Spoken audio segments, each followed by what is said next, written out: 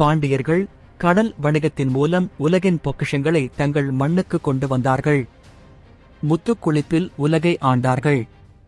தமிழன் வெறும் போர் வீரன் மட்டுமல்ல, அவன் சிறந்த வணிகன். வாழ்க்கையின் அத்தனை சூட்சுமங்களையும் 2 அடிகளில் வடித்த திருக்குறளை உலகுக்கு பொதுமறையாக அளித்தவர்கள் நாம்.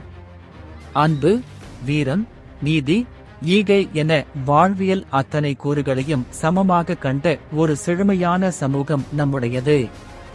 ஆட்சிகள் மாறின, சவால்கள் தொடர்ந்தன.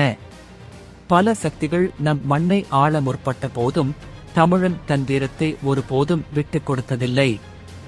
இன்று உலகின் எல்லா மூலைகளிலும் தன் தாய்மொழியை காத்து பண்பாட்டை போற்றி வாழும் ஓர் இனம் என்றால் அது தமிழினம்தான்.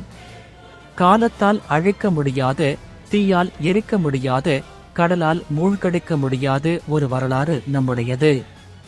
உங்கள் இரத்த நாளங்களில் ஓடும் அந்த வீரம், உங்கள் செவிகளில் ஒலிக்கும் இந்த மொழி, இவை எல்லாம் வெறும் வரிகள் அல்ல, அது உங்கள் மூதாதையரின் அழியாத புகழ்.